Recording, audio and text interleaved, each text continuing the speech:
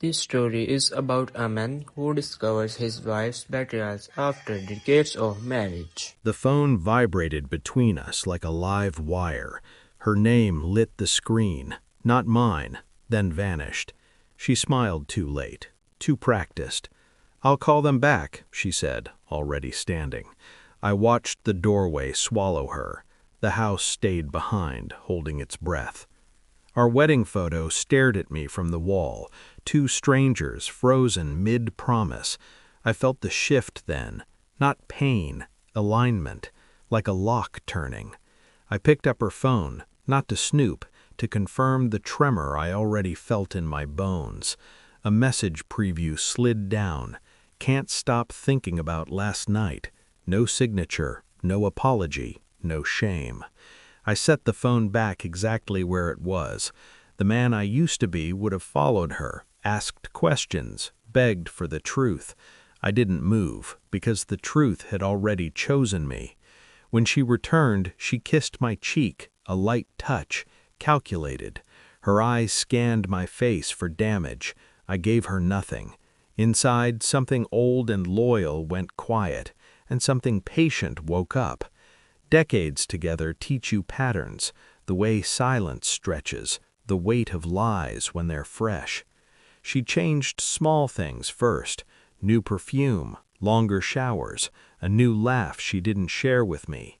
She spoke about us like a finished project, fondly, distantly. I told myself it was age, midlife panic, anything that kept the structure standing.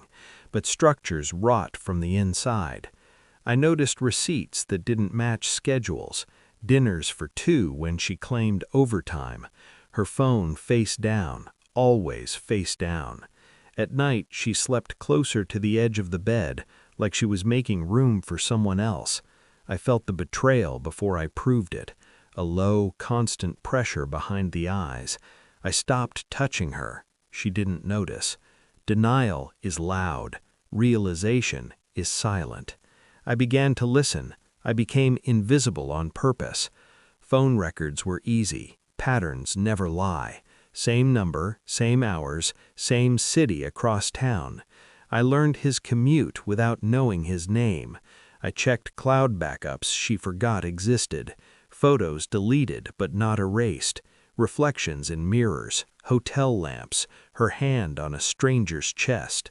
I watched her lie with precision. Timing improved, stories rehearsed. I cooked dinner, asked about her day, kissed her forehead. Inside, I cataloged everything. I didn't hate her. Hate is messy. I was organizing. I tested paternity quietly, not because I doubted the children, because I needed to know how far the lie reached. The results came back clean, a relief I refused to feel. Every night I planned. Not revenge, resolution. I would not confront her with emotion. I would confront her with reality.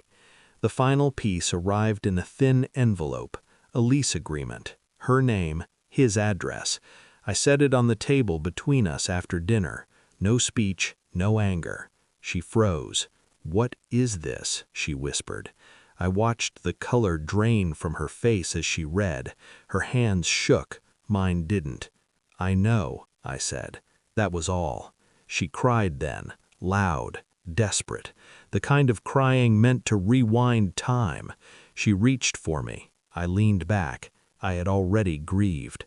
She tried explanations, loneliness, feeling unseen, decades compressed into excuses. I nodded. When she finished, I stood. The conversation was over. She just didn't know it yet. I didn't expose her to friends. I didn't scream. I did something worse. I left. But first I filed paperwork, divided assets, redirected accounts. I let her move into the apartment she thought was a secret. Then I mailed copies of her lease and messages to him. No threats, no commentary, just the truth. His wife called me a week later. She didn't ask questions. She already knew. My wife tried to come back, said it was a mistake, said she chose me. I showed her the signed papers. "You chose first," I said. Her face broke. Mine stayed still. The house is quiet now, not empty, clean. I don't replay memories. I don't wonder why. Answers are indulgences I no longer afford. Betrayal taught me precision. Silence taught me strength. She lost the story she thought she controlled. He lost the illusion he borrowed. I lost nothing that wasn't already gone. Some nights I feel the echo of who I used to be. It passes. I didn't win by hurting her. I won by walking away whole. And she knows it. That's enough.